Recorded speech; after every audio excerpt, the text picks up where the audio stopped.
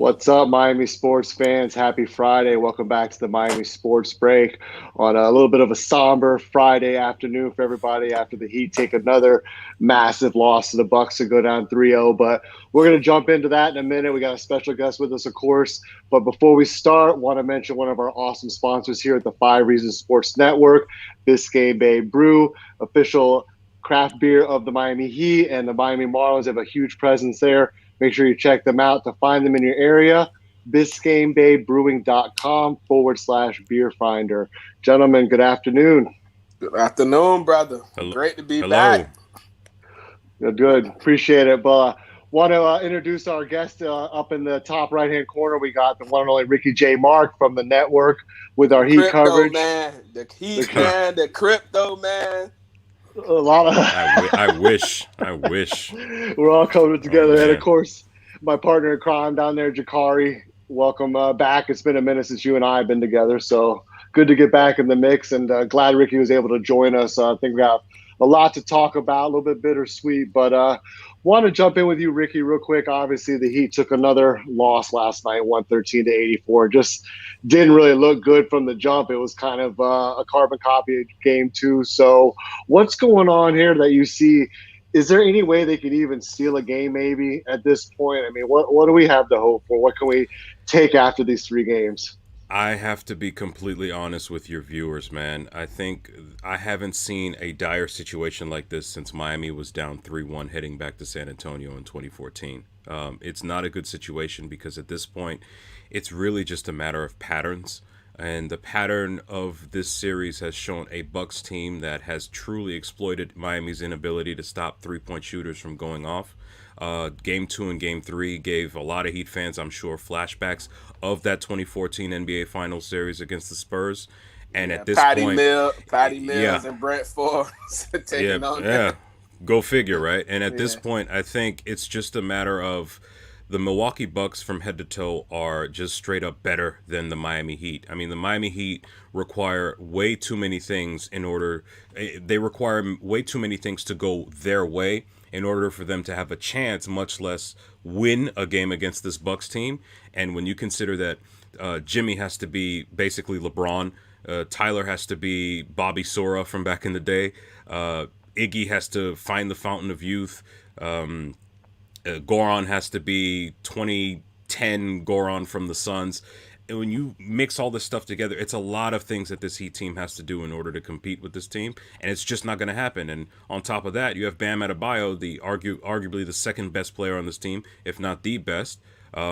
He has not been himself. He's been passive. He's not being respected on offense. Brook Lopez, whenever he sees Bam with the ball, basically backs 10 feet into the paint and waits for him to pass the ball. So unfortunately, with this Heat team, the way they're currently constructed, there's absolutely no way they can win this series. I had Bucks in 6 out of respect for Jimmy Butler and his ability to will his team to 2 wins, but you got to have a team to will in the first place. Unfortunately, he doesn't have that. He's not able to perform the way he wants to, and Miami's in trouble heading into Saturday. I think it's a sweep.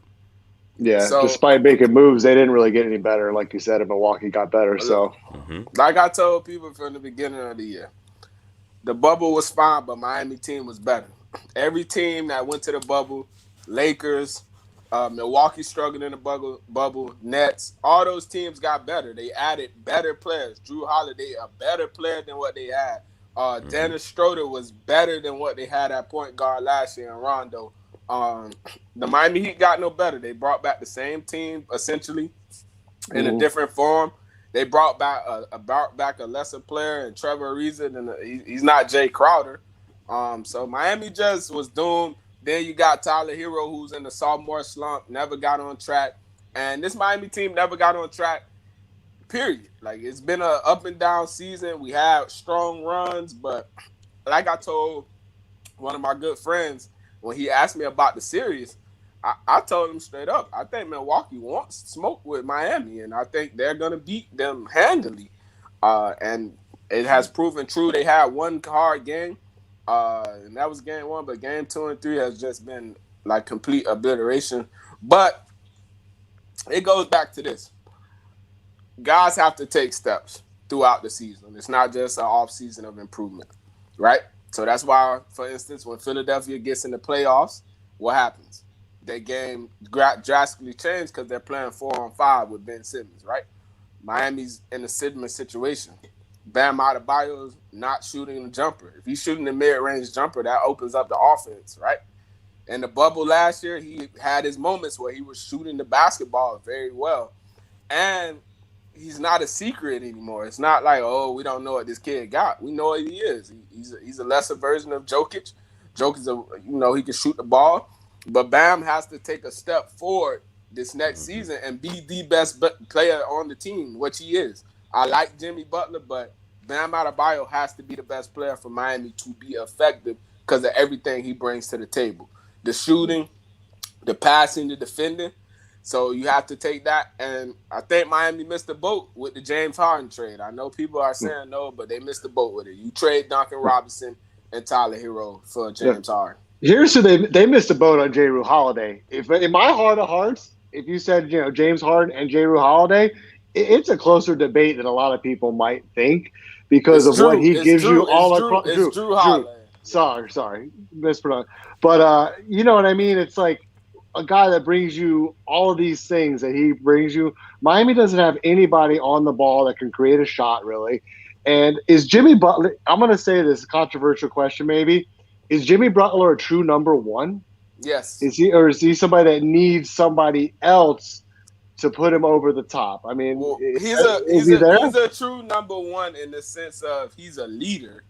But as a player, obviously, no, man. It's better players. Like I said, last year in the bubble, he had his moments. But you cannot be a passive superstar. You see LeBron James start to get passive, what happens? They start to get their ass whooped, right? And every game they play, you look at him start passing the ball, he get passive. And any team he's playing on, what happens? They don't win, right? What the harder the like Miami was in trouble first of all when they slipped to the 6th seed. Now you got if you beat Milwaukee, then you playing the Nets. Like that's not a good that's not a good matchup for you. Like you know what I mean. So like Butler needs a guy who's more aggressive than he is. Like let's just call a spade a spade. He's not aggressive enough. Bam Adebayo's not aggressive enough. They had opportunities. Games 1, 2, and 3 where they bypass a bucket to pass. Like, go to the rim, get fouled, go to the line, shoot your free throws. Yeah, I think Jimmy Butler would be ideal in a situation where he were say maybe the number 2, but in terms of being like the Draymond Green, the vocal leader of the team, I think that would allow him to really expand on that particular role within a team. Jimmy Butler is a great player without question. I mean, he showed his ability in the NBA Finals, but that was because a lot of things were going right for Miami. Miami looked like they had a lot more legitimate threats than they really do. You had Goran Dragic that was bringing it before the injury to his foot. You had Bam Adebayo as a star. You had Tyler Hero dropping 37, I think it was on the Celtics. When the way Miami looked last year, they were drawing comparisons to the 2004 Pistons, which had options left and right, and Chauncey was there. Even though Chauncey wasn't necessarily the best player on the team, he was the Finals MVP and the leader who hit big shots. That's what you would get out of a guy like Jimmy. Now, unfortunately, I think where we are right now is that based on Bam's ability and based on his ability and on his tendency to occasionally disappear from the offense for quarters or even games at a time. Right now, he would be best served as the third option on a team. The problem for Miami is, at least in my opinion, is that I can't imagine a star out there right now that's disgruntled enough to where you can go out and get him and allow Jimmy and Bam to fit or slot into their roles the way they should. I'm not convinced that person's out there right now. And I agree. Like people talking about the Kawhi Leonard. No, if Kawhi Leonard gets swept right now, he's going to go to the Lakers. He wants to be in L.A. It makes the most sense for him. And it's no God. Miami, like I said, they missed the boat. They will have to make a trade. But who you had to trade? Duncan Robinson value is down. Tyler Hero's value is down. So who are we going to trade essentially? But for me, I think they should go after Lonzo Ball. And they should go after John Collins. I'm not sure if he signed his extension, but those are good fits for him. That's good fits for them as a team to allow Bam to progress, allow those guys to progress. So it's just that's what my notion is. You have to get better there. I'm going to See, ask you I've both always this. No, sorry. I was going to ask you both. What's the bigger problem with the offense? Is it Bam and Jimmy, or is it the 3-point shooting?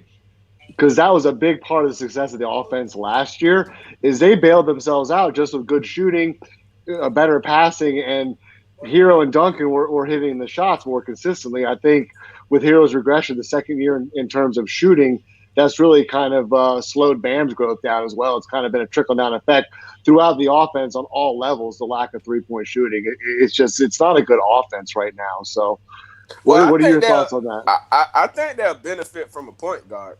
Like I said, I know a lot of people don't agree, but you have to get a point guard. Like it's essential to the ball movement. Guys play better off the ball. Jimmy Butler, when he had his most success, was when he was with Rondo and D Wade out there in Chicago, right? Where he was essentially just playing without the basketball. Rondo setting him up in spots. That's how he became the player he is. So I think getting a true point guard will help them. And they got to get another big though. The small ball era is cool, but you got to get guys who are big enough to rebound. And I think putting Bam at the 4 also would be good for them as well. You see, these are all things that I personally, I'm all about. I would love to have a pure point guard that is essentially a real floor general, because if you have a point guard that's a floor general, it allows everyone to slot more into their roles. It allows Jimmy to just focus on what he's good at, scoring, a little bit of rebounding, and defending. He doesn't have to, pretty much burn himself out doing everything for this team. I've been warning all season to anybody that was willing to hear me that eventually the bill will come due for Jimmy Butler. We've been grinding him into the dust all season. He's had to average almost a triple-double in a lot of games just for this team to be competitive. Now, in terms of what this team needs, well, you see, I think at this point, I'm the kind of person where, first and foremost, I want to know if the best players on this team are doing their job and being held accountable. Bam Adebayo is not doing that. He's been consistently inconsistent all season, and that just makes it harder not only for him or Jimmy, but it makes it harder for the role players to do their job. If Bam and Jimmy are underperforming, be it due to injury or COVID, which, whether we like it or not, has been a factor this season, or being passive, that makes it harder for players, or that makes it harder for guys like Duncan Robinson to be freed up to do what they want. Let me give you an example. During the 1 week in which we had Oladipo, Duncan Robinson went off. You realize that all he had to worry about was shooting. He didn't have to worry about, man, do I need to score 20 for this team to have a chance? Because at this point, whether we realize it or not, Miami has not had a consistent third option on this team. They haven't. And when everybody's doing what they're supposed to, like I said, it makes the role player's job easier because all they have to do is fill certain roles. Tyler Hero, you don't need to depend on him as much to save you or to have a good shooting night. If your big guys are doing their job, which is interesting when you look at the Lakers, right? The Lakers have had LeBron James and Anthony Davis, high usage players who are able to carry you through a lot of tough situations. It allows guys like Dennis Schroeder and Talen Horton-Tucker and some of these other guys who probably wouldn't be all that great elsewhere. It allows them to just play within their game and help the team while LeBron and AD are great in their own way. And I think it's very possible for Jimmy and Bam to do that, but they need some help. They need a third option, and they need to essentially be more aggressive consistently. Yeah, and they're asked to do a lot, both Jimmy and Bam on both ends of the floor. Obviously, they're catalysts on defense, and they're your number 1 and number 2 options on offense. So that's a lot of weight to carry over a redacted season after everything from last year and the offseason being what it was. And like you said, Ricky, all the other extraneous factors they've had to deal with. And I think they're just tired too. I mean, you can really just look. I mean, the team is The Lakers are too. We're not giving them no tired pass. We're not doing. No, I'm not giving them a pass, but I mean, physical exhaustion can catch up with you at some point against a team that's better than you. I think they were going to lose to Milwaukee anyway, but maybe they don't have that little bit in the fourth quarter just to like narrow the gap, or maybe you're not seeing any But runs even. the games haven't been close. What runs have you seen? The game has not Right. been close at all. Like they haven't played to their level, and like and it's not mental exhaustion. Like mental exhaustion is guys tired of this and that, but like we've grinded out the whole season. The Lakers have faced the same thing. There's no excuses. There's no excuses. Well, And I'm gonna be honest with you, the playing game kind of helped the Lakers get on track. To be honest, so here's the thing. I'm gonna push back a little bit on what Jock is saying, mainly because first things first. The Lakers are a better team. Their Mhm. best players are way better than Miami's best players. Miami already was a team that benefited from the bubble, and otherwise, last year, at least for me, I had them projected as a second round exit. The bubble changed that in many ways, but I think we need to also be honest about the situation at hand. Yes, it's true that the three teams that went the furthest last season had the shortest break and have suffered from injury problems all season. The Lakers are lucky in the sense that they were already really good, so that's why they were number one in the Western Mhm. Conference before AD went down with the Achilles and LeBron went down with the ankle. So they still had relatively enough talent to not completely fall out of the playoff situation in the West in order for them to get back and basically in order for them to round back into form. Now for the Miami Heat, we also have to be, we also have to be honest and realistic about the fact that Jimmy Butler had COVID this year, in addition to a very short break. So whether look, I don't like making excuses for players, but Jason Tatum is still using an inhaler for the first time in his life as a result of this virus that we're still learning every day. We've had multiple players that have had to deal with this thing this year, and when you're a team that's already borderline as it is, that needs everything to go right for you in order to succeed, when something like that happens, when you're already tired, when you're dealing with all that sort of inconsistency and all that, it's a death knell for your season. Now, I wasn't expecting them to go to the finals to begin with, based on the way this team was constructed. But when you factor in and everything else that's happened, well, it's I'm gonna help you out there too. To go on the run, you have to have luck. Last year, Miami had a lot of luck. Giannis get hurt in the game. That matters. He got hurt. Kemba. Toronto, Kemba Walker. Toronto is just a bad match. Not Toronto. I'm sorry. Indiana was just an easy matchup for them. So you gotta matchups. What's the old cliche? Matchups make the fight. So Mm. Miami's last year was a perfect storm. It's just like the Lakers had a perfect storm last year. They got a matchup with a team like the Lakers. I mean, with the Nuggets, right? Nuggets had just battled 7 games coming back from 3-1. So the matchups make the fight. Like, you have to put that in account. It matters a lot. The Lakers are in a better situation. You look at those three teams. But you also give Denver credit. Denver is battling with their Mhm. second best player out, and they're still battling and up 2-1 in the series. Well, But they made Miami, moves though. They made Yeah. moves right that before they the did. deadline and got lucky, and they got Austin Rivers too. Yeah, but at the same time, like I said, Miami never made any moves, so that was Mm-hmm. the biggest problem with Yeah. them. They And never let's made give no moves. Milwaukee credit too. Let's give Milwaukee credit. I mean, they have played. They had this match. You say Miami didn't want this. Well, Milwaukee wanted this matchup in round one. I think that team is built perfectly to counter everything that Miami does on both ends of the floor. You can't match up with Giannis on defense, and we can't stop the point of attack. And the But 3-point shooting defense has just been abysmal. I mean, you got let's random just guy every night. So yeah, but Miami, like I would be honest, Giannis got better. Cause like I told people last year, that game one, Milwaukee wasn't winning those games. This year they are winning those games. Close games. Drew Holiday making plays down the stretch, getting everybody in spots. So I've been said this at the beginning of the year. Everybody else got better besides Miami. They it was just a bad roster. They didn't mhm. do anything to get better. You brought back Kelly Olynyk. Ultimately, you end up trading him. But I'm just saying, you brought back Kelly Olynyk. You brought in Avery Bradley. He was hurt from the day one. You didn't bring anything that helped you. And this today's NBA, you need to be able to have a guys who have the ability to guard up and not down. Avery Bradley allowed Miami to guard down, as in he can guard twos and ones and essentially some threes. Jay Crowder allowed Miami to play small ball because he can guard 3, 4, and 5.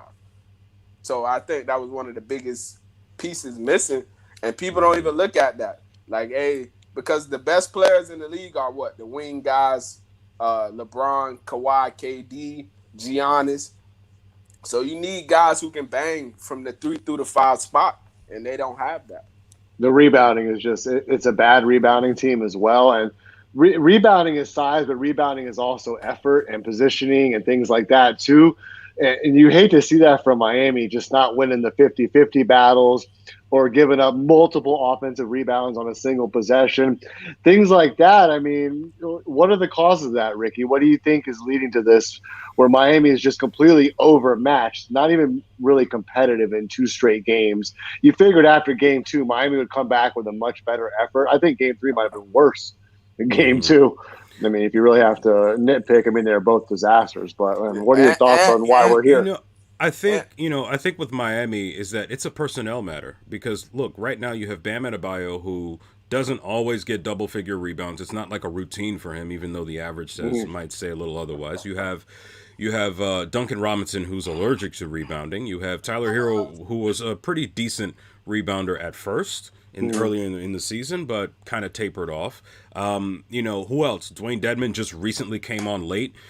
The rest of the roster is a bunch of wings. And when you face a team like Milwaukee, who is as versatile as they are, you're talking about Brook Lopez, who you can say as much as you want about Brook Lopez. The guy's a 7-footer who can block shots, step out and hit threes, and he's pretty mobile for a guy his size. You pair him next to an athletic freak, literally, Giannis Antetokounmpo, the Greek freak as they call him, and you've basically got a wall that doesn't allow Bam Adebayo, who struggles against size and length, to go out and do his thing. So it's like when you look at the personnel and the fact that this Bucks team is just completely overwhelming when it comes to this Heat matchup. Miami can try hard, they can do whatever they want, but it's like, honestly, it's like, what was it? I'm trying to think of the guy that Ali beat up that would go on to become the inspiration for the Rocky movies. I forgot his name, but that match the Bayonne Bleeder, yeah. That match wasn't ever going to go to distance to where that guy would end up somehow, shocking the world or whatever. No, you just knew that Ali was going to beat him. The Bucks are just flat out better than Miami at just about every position. I mean, Chris Middleton is better than most of, if not all of Miami's wings, except for Jimmy Butler. Drew Holiday's better than any of Miami's guards. There's no one better. There are very few. There's like maybe 1 or 2 players in the league better than Giannis Antetokounmpo. It's a perfect storm. About 5. It's a perfect storm. About 5 players better than him, but yes. Better than Giannis? I mean, we could talk about that. But, I mean, I'm just saying, basically, like you're playing the reigning MVP. Bron, Kawhi, Curry, Harden, KD, all better than him. That's debatable. Well, I mean, listen, he's right there. I mean, they're guys I think top to bottom are better than ours. I mean, and they beat you at all 3 levels, like you both said. They could beat us in the middle. They beat us at the point. And then Middleton's a guy, I mean, he's been cooking us from every single spot on the floor. And like Duncan Robinson's disappeared. They wanted this matchup. It was not no coincidence. They wanted a matchup, and matchups make fights. Miami was never gonna make a run to me anyway. Like, even if they won this series, they were gonna get blowed out in the second round by the Nets. You know what I mean? Because it's just not good, and it's just not their year. And I think that Miami, instead of trying to go after the big free agent guy, they need to get some solid guys, Lonzo Ball, John Collins, that help with the offense, or sign an offensive-minded 4 or 5 to play with Bam Adebayo. And also, Bam Adebayo got to get better. It comes down to that. Bam has to get better. He has to David, be able to shoot the 3. Yeah, so David, if I could kind of do like a fantasy NBA thing for a moment, right? Let's say hypothetically, by some miracle, the Heat come back and win 4 straight and make NBA history, right? And then they go on to face the Nets, who are most likely going to end up sweeping the Celtics, right? In order to have a chance to this is why I think a lot of Heat fans really need to understand the situation this roster is in right now in terms of a gap in talent and ability, right? In order to have a chance against the Nets, you need KD to start having injury injury problems. You need Kyrie to start randomly missing time because of personal reasons. You need James Harden to basically play no defense and to choke in close games. And on top of that, you need Miami to play 4 perfect games where Tyler, Jimmy, Bam, Iggy, all those guys are all on their A game. That's just so you can have a chance at winning 4 games. I don't see how that's even remotely possible, right? So for fans out there that think, "Oh yeah, Heat and 5, we're going to do this." Look, there's a difference between wanting your team to win and the reality that your team is in right now. And the reality is I don't see it. I mean, even with Philly, Philly is a flawed team, sure, but they're likely going to get to the conference finals, Well, they assuming had the Embiid is healthy and is able to lead them. You've yeah got they had the Embiid. most. You've got oh geez, what's his name? Um, Tobias uh, Harris.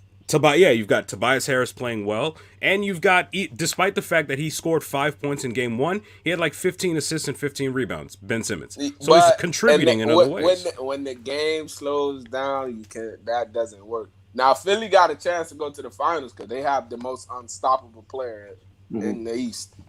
Like Joel Embiid's the man. So if he's healthy, they can make a run. They can beat Brooklyn, but I don't see it. It changes things with the Jeff Green injury. Like I said, you gotta have luck to get to the NBA Finals, just like the Lakers just had some luck just now. Think about this. The Lakers have a potential, just like the Heat had last year, where they got all those breaks. The second best player in the series, and on the Suns go down, right? Then we look at their second round matchup. They're gonna face an injured Denver team or a undermanned Portland team, right? Then you get to the conference finals. You got Dallas or Utah. Like Utah could be a problem. Yeah. No, But you look at Utah doesn't have a chance. Look at all the teams right now that are trending up. What is it? What do they have in common? Their young stars are taking the next step. From Ricky, obviously, we know about you and the Knicks, which we'll respect that here on the Miami Sports Break, of course. But look at Randall and Barrett, both improved. No. Randall improved the most. Randall improved, but they both improved. You look at Atlanta, Trae Young. It looks like obviously with his performance in the playoffs, he's stepping up. Luka is playing out of his mind in Dallas. So the young stars on these teams are even taking that next step, which, like you said, you got to see that with Bam, and we haven't seen it yet. And that's maybe limiting the ceiling on this team right now because every other team, the young stars are improving. Bam has the same problem that Karl Anthony Towns had, right? They want to play so much in the damn system. And it's just like Kevin Durant. He had this problem in OKC where they just want to play in the system so much, so they let other players take shots that they should be taking. So that was the whole thing with Russ and all that. When he was in Oklahoma City, instead of Kevin Durant having the basketball, Russ going down, jacking up a shot. I can't win with that, but I'm trying to play team basketball. But at some point, when you trying to elevate your star status, you just got to say, excuse my language, look, hey, give me the damn ball right here on the post, on the block, and get the hell out of my way. Let me have my moments. Let me get to the shot. Let me get to the free throw line. Let me shoot my mid-range jumper. Let me shoot my three-pointer, because Bam Adebayo can shoot threes. I hope people really know that. And he got handled. So the offense is limited to him, but he also has to say, look, Coach Spo, let me expand my game because I can do this. It's similar to Chris Bosh. When LeBron left, it was just like he was finally free. Now I can play my game. And that's what Bam has to do. He got to play his game. Tell Coach Spo, give me the damn ball. Let me do my thing and get out the way. Yeah, what's interesting? There are 3 teams that I have a really good feeling about heading into the future, like what you were mentioning, David, about teams that are trending upwards. In the 2 games that I've watched, the Knicks and the Hawks play, I really like the way the Hawks are built. They're built for the future. If they're able to keep John Collins and continue to grow, even though I haven't really seen much out of John Collins, I'm gonna tell you why. If they don't keep John Collins, it don't matter because they got DeAndre Hunter, right? and he Mm-hmm. can play. He Mm-hmm. can guard up, and he still got Karen Reddish on the bench. Like they have so Hey, many wing players. bring Kawhi to ATL and watch. They could be title contenders Well, pretty soon. they're But not. that's one, right? That's one. That's Denver, right? Next up, you have. I really like that Memphis team. Based on Mhm. what I saw in that playing game, you've got Ja Morant. You got that really good, really talented Canadian who for some reason his name isn't sticking with me right now. You've got Jaren Jackson Jr. Dylan and you've Brooks. got yes, Dylan Brooks exactly, and you've got Jonas Valanciunas, who has been a steady big man down low. Right, as that team continues to grow, look out. And then, last but not least, you've got Denver. Yeah, even though Jamal Murray has been, he's out for the year because of the knee. In this day and age, you can come back from a torn ACL compared to Yeah, 15 years ago. but We'll that's have to not see. that's not their most explosive player. That goddamn Michael Porter, man. Oh God, yeah, well that was gonna be my second that thing. You've got Nikola Jokic, who in my opinion should be the MVP of the league. Yep. You've got boy, Aaron boy. Gordon, who's a solid power forward, who's playing in a perfect role. He's not expected to be 2010, lead the team. You got Paul Millsap off the bench, who I imagine is going to retire in the next 3 to 4 years, but still he's still giving you They production. got two. And you've got Michael Porter Jr., They who got two if nuclear he weapons though. yeah Porter if he's Jr. able to and develop. boy, is a Well, yeah, nuclear weapon. and there you go, a guy Should've that been- Miami let go. He The War should've been- Daddy. No. He should have been a top 5 pick for the things he can do in the basketball, handle, shoot the basketball, rebound. I don't know why Miami traded him because that guy next to Bam Adebayo, perfect. So I don't know That what would have they been were something. I don't know what they were thinking about. And even Mark Jackson, Van Gundy on the telecast, they called the game. They was like, I would have drafted the guy in the top 5. That's yeah. So yeah, I mean, basically those 3 teams, like in terms of the future, I'm really excited about that. And then of course, yeah, sure, the Knicks. I mean, but we'll have to see because look, as long as Jim Dolan owns that team, I'm always going to be skeptical about the direction of that club because it's only a matter of time. Miami's in a good position too because you do have Bam and he has superstar ability. He has to tap into it. Jimmy's gonna ride out his career. He'll be a bench player later on. So Miami's in a good position. They have to just. My thing that's Miami problem is what's gonna happen eventually is they're gonna flame out, right? Because it's too many. Oh, let's make trades or let's sign free agents instead of hey, let's develop these guys. They only develop guys with no names. Like Udonis, I love him. Yeah, like Udonis, I love him, but Marquise Chris could have had that roster spot, right? Brought him into the building. Guy who could have. He's a former top 10 pick. Jabari Parker could have been a guy you could have brought in. Like, you need offense, guys who create their own shots. And they could have used those spots for those guys, right? And then they have to add somebody other than Bam. So I think they need another guy. Like I said, Alonzo Ball, who's underachieved this season. Throw the bag at him. Bring him in because he'll fit perfect in that system. Play better, right? And then you look at John Collins. Obviously, I love John Collins in his game. So that's the guy that you have. He's a local boy. Yeah, he a local guy. Yeah, I was looking at him in the draft as well. But we got a couple minutes left here. Want to ask you both. I'll start with you, Ricky. Can Miami avoid the sweep? Can they win one game in this series, or is it over? I'm sorry. Oh, no, we got your answer there. There it is. Oh my god. I'm sorry. There you go. No, it's over. It's over, man. I'm sorry. Jock, It they got sucks, one more. but Can they win one game? Well, I'm gonna tell you why. I'm gonna tell you the ability they have, so they can win Game 4. Just because they play at 1:30, it's gonna be a damn, a board game for Milwaukee. So they could come out more relaxed, but it's gonna be a gentleman's sweep at anything. They get back to Milwaukee, it's over with. But I have them winning Game 4. But like I said, they haven't played a close game and played with no effort, so I can see it going both a gentleman's sweep or a regular sweep. Yeah. No, I think Miami could possibly steal Game 4. I mean, they got to show some pride. I think it'll be a lot closer, but I think Milwaukee might just step on their throat and just end the series in 4. like how? I just want to know how do they Milwaukee has win? to play bad. I mean, Really Milwaukee bad. They have to play real bad, and Miami has to play real good. It's very, very simple. But Milwaukee's clicking, and give Bud credit. A lot of people were pointing to the matchup between Spo and Bud in this series. But Bud and the team has been good systematically. Their execution's good. I mean, they're not really they turn the ball over a little bit, but they're not like killing themselves with turnovers. And Miami's just not playing good situational Well, basketball, shit. like I mean, possession to possession. They're just not having good possessions, I want the really. series. I want the series to be over. I want to watch a competitive damn series. Yeah, but What? I think it's pretty much pack it up for next year at some point, whether it's Saturday or Monday. But before we wrap it up, I want to thank Ricky for being with us. So tell everybody where they can find you on social and everywhere across the network and beyond. Yeah, for sure. So anywhere online, whether it's Instagram or Twitter or anything, it's Ricky J Marc, RICKY, the letter J, MARC, RickyJMarc.com. Um, well, this heat season's coming to an end, so normally I would do pregame with Ethan, Greg, and some of the other guys, and sometimes I'll jump on with Royal A. Shepherd on the post up after heat games or heat losses in this instance. Yeah, I'm just around. I'm just around talking heats, sport, NBA, sports, politics, life, anywhere. Crypto. Yeah, a little bit of that too. Why not, right? We're all hoping Doge hits like 37K so we can all retire. I mean, it's Oh not gonna happen, man, but whatever. But yeah, that's yeah, where you can find me. I'm happy to be here. Thanks for having me.